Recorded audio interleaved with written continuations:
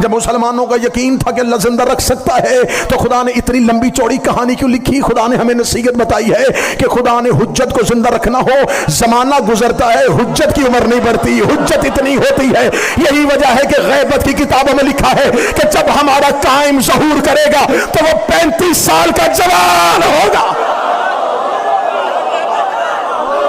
اگر اس پہ زمانے کا اثر ہوگا تو پھر وہ امام زمانہ کیسے ہوگا؟ اگر میری قوم کے بچے یہ پوچھے کہ ہمیں کوئی کہے گا سائنٹیفک طریقے سے ثابت کرو کہ کوئی اتنی دیر رہے بھی اور اس کی ایج نہ بڑھے، یہ کیسے ہو سکتا ہے؟ خدا نے تمہارے جسم کے اندر مثال رکھی ہے،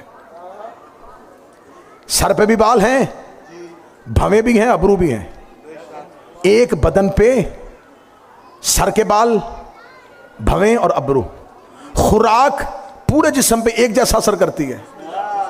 سر کے بال بڑھتے ہیں، بھویں اور ابرو نہیں بڑھتے۔ اللہ نے تمہارے بدن میں ایک جیسی خوراک میں دو جیسے اثر رکھے ہیں۔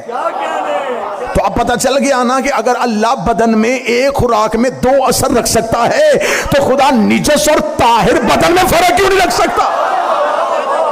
جب ہمارا قائم آئے گا تو وہ 35 سال کا جوان ہوگا۔ عزیر نبی اٹھائے گئے دوبارہ، اصحاب کہف، یہ اصحاب کہف نبی نہیں ہیں، یہ کسی نبی کے صحابی بھی نہیں ہیں، یہ برگزیدہ افراد تھے، ینگ لڑکے تھے، بڑے گھروں کے لوگ تھے، رائل فیملی سے تعلق رکھتے تھے۔ انہوں نے کہا نہیں مانتے ہم بادشاہ کے مذہب کو،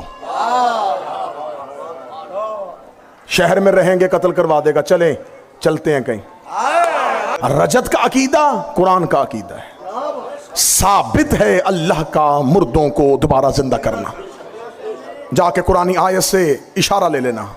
خدا کہتا میرا حبیب ہم نے تمہیں فرض کیا ہے تمہارے اوپر اس دین کو اور معاد کو، معاد کہتے ہیں پلٹنا، اے میرے رسول ہم تمہیں دوبارہ پلٹائیں گے اسی دنیا میں، ہم تمہیں دوبارہ بھیجیں گے اسی دنیا میں، دوبارہ واپس بھیجیں گے۔